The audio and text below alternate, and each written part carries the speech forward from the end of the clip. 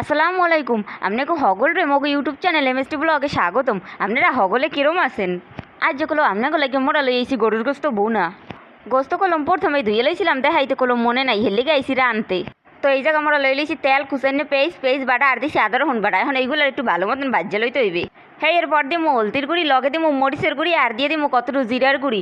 মশলা কম হইলে যেরকম তরকারি স্বাদ লাগে না সেরকম কিন্তু আবার মশলা বেশি হইলেও কিন্তু তরকারির স্বাদ নষ্ট হয়ে যায়। হেলে গিয়ে কিন্তু আন্দাজ মতন দিয়ে দিতে হইবে। এখন এই মশলাগুলোর একটু ভালো মতন কষাই লইতে হইবে। মোর তো মনে হইতেছিল মশলা ঠিক মতন কষাই নয় না, হেলেকে মুই এর মধ্যে একটু পানি দিয়ে দিছি যাতে মশলাটা আর একটু সময় ভালো মতন কষাইতে পারি। মশলাটা কষানো হয়ে গেলে মানে পানিটা টানিয়ে এলে মোরা এর মধ্যে ধুয়ে রাখা মাংসগুলারে দিয়ে দিমু। লগে দিয়ে দিমু আন্দাজ মতো নুন। এরপরে এই মাংসগুলার এই মশলার লগে লাইটে সেটে ভালো মতন মিলাই লইতে হইবে। এরপর করে মুখি কতক্ষণ ভালো মতন কষামো। যে কেলা দেখমু কষানো হয়ে গেছে এই কেলা মোরা এর মধ্যে কতখানি পানি দিয়ে দিমু। এরপর মোরা এর কতক্ষণ এরকম জাল দিয়ে এলো গোস্তটা তো ভালো মতন হেদ লাগবে। যেই খেলা দেখমু গটগটাইতে আছে এই খেলা মোরা এর মধ্যে করমু কি কতটুকু জিরার গুঁড়ি দিয়ে দিমু। গোস্তটা তো করছিলাম বুনা, এখন আবার দেখা যায় যে অনেকে ঝোল খায় আবার অনেকে আবার রাহে মাহা ঝোল খায় না। যার যেরকম ঝোল লাগে সেরকম রাখকে নামাই হেলাইলেই কিন্তু গরুর গোস্ত বুনা হয়ে গেছে।